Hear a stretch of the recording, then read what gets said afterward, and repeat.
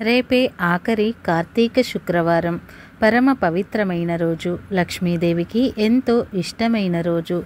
ఈరోజు ఆడవారు గుర్తు పెట్టుకొని మందార ఆకుతో ఇలా చేస్తే చాలు, భూములు స్థలాలు కొంటూనే ఉంటారు. మందార ఆకుతో ఇలా చేస్తే కటిక దరిద్రుడు కూడా కుబేరుడిగా మారిపోతాడు. మీ దశ తిరిగిపోతుంది.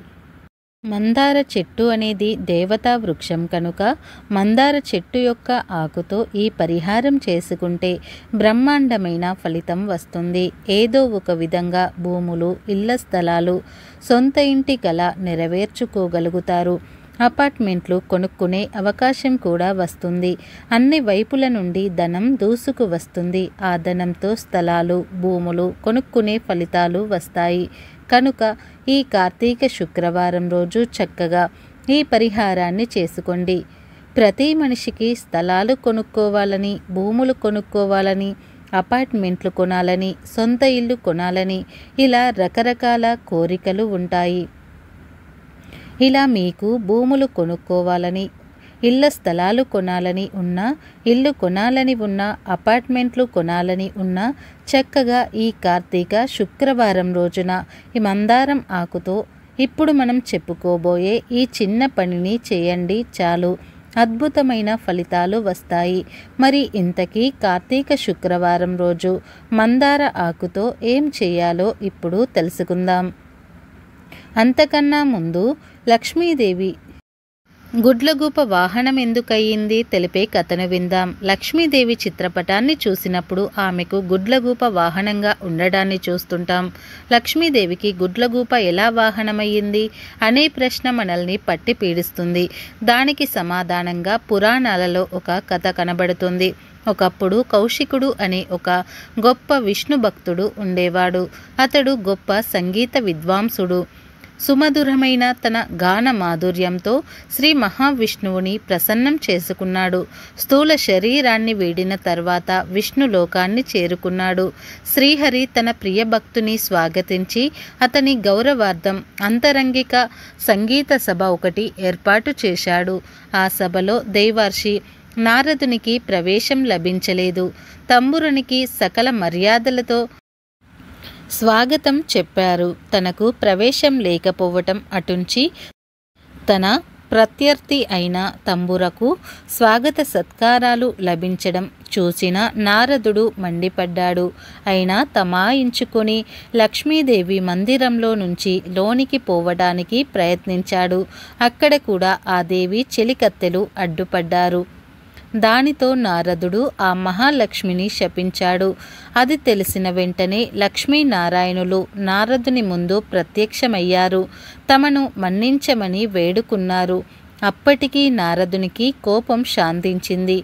తన తొందరపాటుకు పశ్చాత్తాపం మొదలయ్యింది. శరీరమంతా చెమటలు పట్టాయి.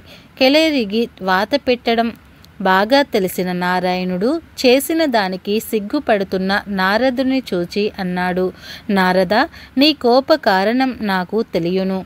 నిజానికి భక్తి జ్ఞానములయందు, శీలవర్తనములయందు తంబురుడు నీకన్నా కపటివాడు కాడు, గర్విష్టి కాడు. కపట భక్తిని ప్రదర్శించు వారెన్ని తీర్థాలు సేవించినప్పటికీ వ్యర్థం.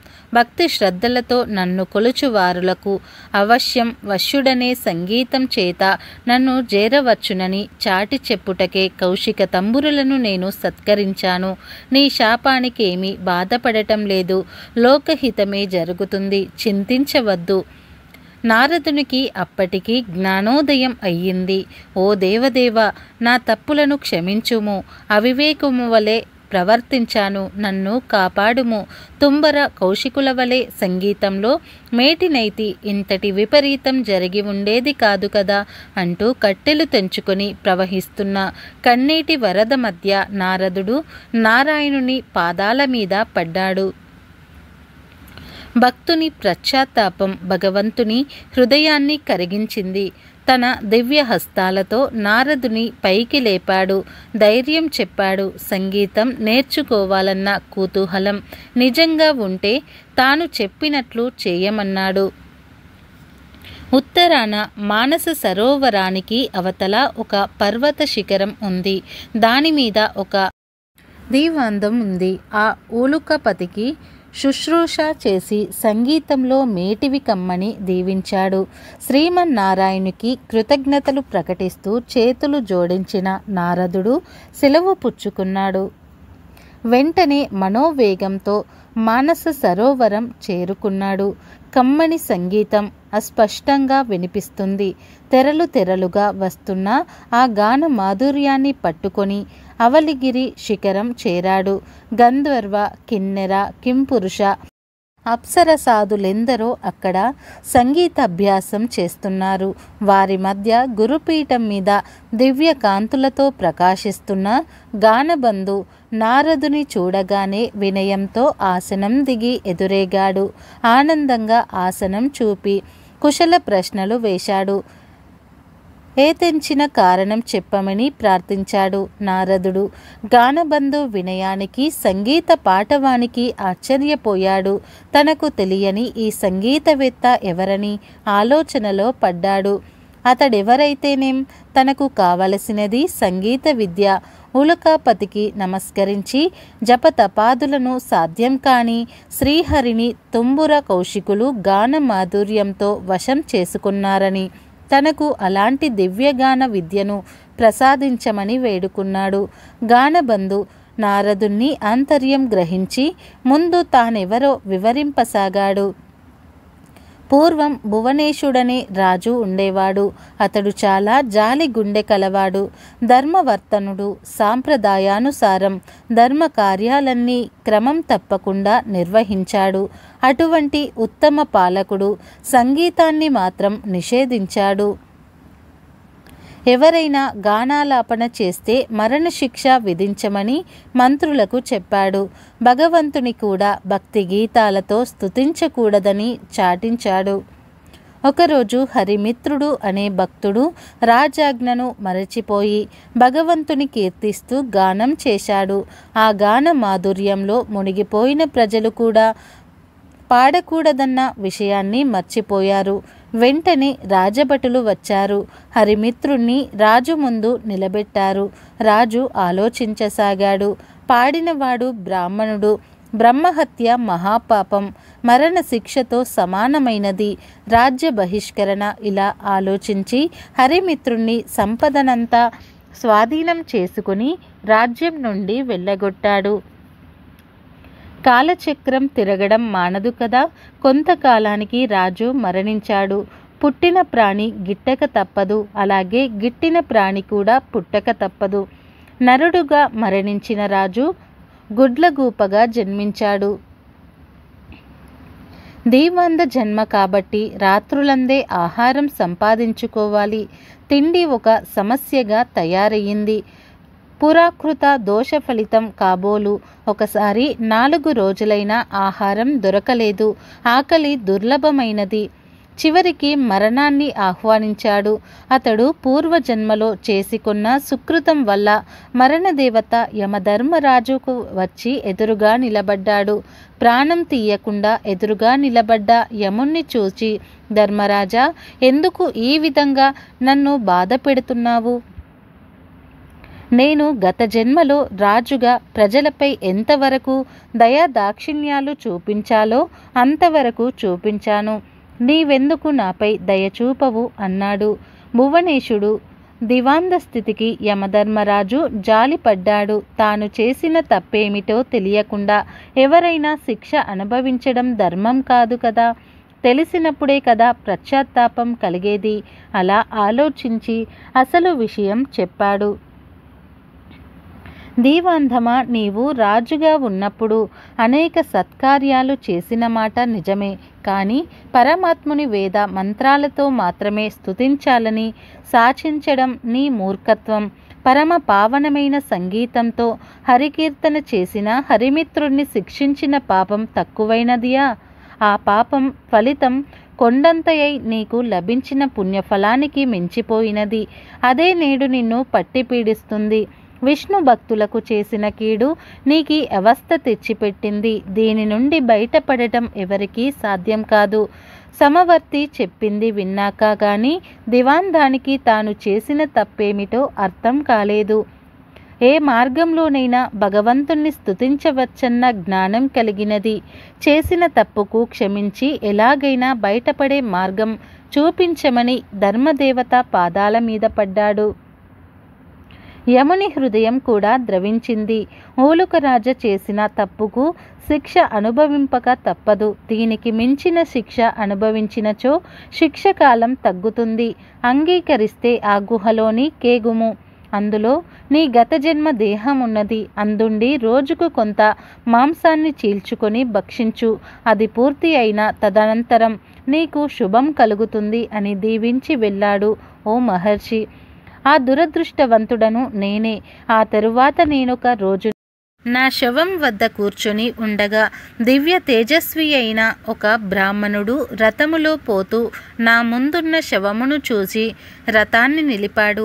దగ్గరకొచ్చి చూసి, ఇది భువనేశుని కాయము వలెనున్నది, ఇందెలా పడియున్నది, దీనిని ఈ పక్షి భక్షించుట ఏమిటి అంటూ ఆశ్చర్యాన్ని ప్రకటించాడు. అప్పటికి నేను ఆ విప్రుని గుర్తించాను. అతడు నా చేత బహిష్కరింపబడిన హరిమిత్రుడు. వెంటనే అతని పాదములపై పడి ప్రార్థించాను. తప్పుకు క్షమించమని అడిగాను. దుఃఖాశ్రువులు నేల మీద రాలుతూ ఉండగా యమధర్మరాజు తెలియజెప్పిన విషయమంతా వివరించాను. హరిమిత్రుడది విని చలించిపోయాడు. తన అంతరంగ భావమునకు అనుగుణంగా ఇలా పలికాడు. నీ బాధలు చూస్తుంటే నాకెంతో విచారం కలిగినది. నీవు నా ఎడల చూపిన కాఠిన్యం నేను ఆ రోజునే మరిచిపోయాను. నీవనుభవించిన బాధలిక చాలు. ఈ క్షణం నుండి నీకు బాధ అన్నది లేకుండునుగాక. గొప్ప సంగీత విద్వాంసుడవై లోకంలో ఉత్తమ సంగీత విద్యను బోధింతువుగాక అంటూ అతడు నా కృతజ్ఞతను స్వీకరించి వైకుంఠానికి ఎగాడు. వాణి దీవెనలు ఫలించి నేనిట్లున్నాను అంటూ గానబంధు తన కథనంతా వివరించాడు. ఆ తరువాత నారదుడు గానబంధు విద్వాంసుని శిష్యుడయ్యాడు. తొలి రోజునే సంగీతం ఎలా నేర్చుకోవాలో అనే విషయం మీద పాఠం చెప్పాడు. సంగీతం ఒక దివ్యకళ అన్నాడు. తపంతో కానీ తామసంతో కానీ అది పట్టుబడదన్నాడు. కళ కోసం జీవితాన్ని అర్పించాలి అన్నాడు. కష్టపడి నిరంతరం సాధన చేస్తే ఎవరైనా అపురూపమైన ఈ కళలో ఆధిక్యం సాధించవచ్చునన్నాడు. గౌరవ భావం మోహంలో ఉట్టి పడుతుండగా వినయంగా తలవంచుకొని ఆలకించాడు నారదుడు. ఆ సాధన అలా 1000 ఏళ్ళు గడిచాయి. కఠోరమైన దీక్షతో నారదుడు 3,60,006 రాగాల్లో మంచి ప్రావీణ్యం గడించాడు. సహపాఠులంతా పొగిడేస్తుంటే సంగీతంలో ఇక తనకు తిరుగులేదనే గర్వంతో ఉబ్బిపోయాడు. అమితానందంతో గురువును చేరి కృతజ్ఞతలు చెల్లించాడు. గురు దక్షిణ చెల్లిస్తాను, ఏమి కావాలో సెలవివ్వమన్నాడు. ఎంతటి కోరికైనా సరే సంశయింపవద్దన్నాడు. శిష్యుని పలుకులు విన్న ఆ గురువు ఎంతగానో సంతోషించాడు. ఓ మహర్షి, దేవర్షులైన మిమ్ము నేనేమి కోరగలను? దీవాందమునకు వలసిన అవసరములు ఏమి ఉంటాయి? శిష్యుడవైనందున ఏదో ఒకటి కోరుకొనక తప్పదు. ఈ దీవాందము నిలిచి ఉండునంత వరకు సంగీత కళతో పాటు నేను సహితం లోకంలో గుర్తుండేలా వరము ప్రసాదింపుము అని మనసులోని మాట బయటపెట్టాడు. నారదుడు విశాలంగా నవ్వాడు. గురువర్య, ఇది మరీ చిన్న కోరిక. ఈ చిరు కోరిక మీకున్న సంగీత పాండిత్యం తీర్చగలదు. శిష్య ప్రాశిష్య కోటి భూతలమున సంగీత కళ నిలిచియున్నంత వరకు మీ కీర్తిని మీరు చేసిన ఈ మహోపకారమునకు గురుదక్షిణగా లక్ష్మీనారాయణుల కటాక్షము, వారి సేవా భాగ్యమును, శాశ్వత సన్నిధానమును ప్రసాదిస్తున్నాను. ప్రళయం సంభవించిన వేళ శ్రీ మహావిష్ణువునకు గరుత్మంతుని వలె శ్రీ మహాలక్ష్మికి నీవు వాహనమై తరింతువుగాక అంటూ శిష్యునిగా కానుకను, దేవర్షిగా వరమును సమర్పించి సెలవు తీసుకున్నాడు. ఆ విధంగా గానబంధు అనే గుడ్లగూప లక్ష్మీదేవికి వాహనమైనది. ఇక వీడియోలోకి వస్తే, కార్తీక శుక్రవారం ఎంతో విశేషమైనది, లక్ష్మీదేవికి ఎంతో ఇష్టమైనది. కార్తీక శుక్రవారం రోజు తప్పనిసరిగా లక్ష్మీదేవిని పూజించాలి. కనీసం దీపారాధన అయినా సరే చేసుకోవాలి. కార్తీక శుక్రవారం రోజున ఎవరైతే మందార ఆకుతో ఒక చిన్న పరిహారాన్ని చేస్తారో వారికి తెలివిలేని రాజయోగం పడుతుంది. భూములు, స్థలాలు కొనుక్కునే యోగం వస్తుంది. మరి ఏం చేయాలి అంటే ఏమీ లేదు. కార్తీక శుక్రవారం రోజు చక్కగా ఉదయాన్నే నిద్ర లేచి శుచిగా స్నానం చేసుకొని చక్కగా ఇంటినంతటినీ కూడా శుభ్రం చేసుకొని ఇంటి ముందు ముగ్గు పెట్టుకొని కాళ్లకు నిండుగా పసుపు రాసుకొని ముఖానికి కుంకుమ బొట్టు పెట్టుకొని ఆ తర్వాత మందార ఆకును తెచ్చుకోండి. ఇంట్లో ఎంతమంది ఉంటే అన్ని మందార ఆకులను తెచ్చుకోండి. ఒకటి ఎక్స్ట్రాగా తెచ్చుకోండి. అంటే మీకు ఇంట్లో 4 ఉంటే 5 ఆకులు తెచ్చుకోవాలి. 3 ఉంటే 4 ఆకులు తెచ్చుకోండి. ఇలా మందార ఆకులను తెచ్చుకొని ముందు వాటిని పసుపు నీటితో నీటిగా కడిగేయండి. ముందే మీరు ఇంట్లో బెల్లంతో ఏదైనా తీపి పదార్థాన్ని వండుకోండి. అంటే బెల్లం అన్నం కానీ పరమాన్నం కానీ ఇలా బెల్లం కలిపిన ఏదో ఒక పదార్థాన్ని వండండి. మందార ఆకులు తెచ్చుకున్న తర్వాత ఆకులను ఒక రాగి ప్లేట్లో కానీ లేదా ఇత్తడి ప్లేట్లో కానీ వరుసగా పెట్టి ఆకులలో ఈ బెల్లంతో చేసిన పదార్థాన్ని పెట్టండి. అసలు మాకు తీపి పదార్థం వండడం ఓపిక లేదు అనుకునేవారు చక్కగా ఒక బెల్లం కుందును తీసుకుని ముక్కలు ముక్కలుగా చేసి ఆ ముక్కలను ఆ మందార ఆకులలో పెట్టండి. ఇలా బెల్లంతో చేసిన తీపి పదార్థాన్ని కానీ బెల్లాన్ని కానీ మందార ఆకులలో వేసి తర్వాత ఈ ప్లేట్ను తీసుకుని వెళ్ళి లక్ష్మీదేవి ఫోటో ముందు పెట్టండి. మీ కోరికను చెప్పుకోండి. అమ్మ లక్ష్మీదేవి, మేము భూములు, స్థలాలు, ఇల్లు కొనుక్కోవాలి అనుకుంటున్నాము. ఆ కోరిక నెరవేరడం కోసం ఈ పరిహారం చేస్తూ ఉన్నాము.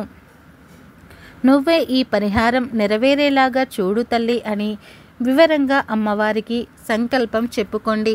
మీ కోరికను చెప్పుకోండి. పూజ చేసుకోండి. ఒక 10 నిమిషాల తర్వాత అమ్మవారి దగ్గర పెట్టిన మందార ఆకులను తీసి మీ ఇంట్లోని వారందరూ కూడా ఆకులోని పదార్థాన్ని ప్రసాదంగా స్వీకరించి తినేయండి. ఇంకొక ఆకులో ప్రసాదం ఎక్స్ట్రా ఉంటుంది కదా, ఆ ప్రసాదాన్ని తీసుకుని వెళ్ళి గోమాతకు కానీ కుక్కకు కానీ పక్షులకు కానీ వేసేయండి. ఈ మందార ఆకులను మాత్రం జాగ్రత్తగా తీసుకుని వెళ్ళి ఎక్కడైనా సరే చిన్న గొయ్యి తీసి పాతి పెట్టేయండి. ఎక్కడ పాతి పెట్టినా పర్వాలేదు. ఇలా ఈ చిన్న పరిహారం చేశారంటే ఖచ్చితంగా మీ సమస్యలు తీరిపోతాయి. ఎంత ధనం వచ్చి మీరు కోరుకున్న విధంగా భూములు, ఇళ్ల స్థలాలు, ఇల్లు కొనుక్కోగలుగుతారు. 100కు 100% ఫలితాలు వస్తాయి. కాబట్టి ప్రతి ఒక్కరు కూడా రేపు కార్తీక శుక్రవారం రోజు ఈ విధంగా మందార ఆకుల పరిహారాన్ని చేసి మీ కోరికలను నెరవేర్చుకొని భూములు, స్థలాలు కొనుక్కొని ఆనందంగా జీవించండి. మా వీడియో నచ్చితే లైక్ చేయండి, షేర్ చేయండి. అలాగే కామెంట్ బాక్స్లో ఓం లక్ష్మీదేవియే నమః అని తప్పకుండా కామెంట్ చేయండి.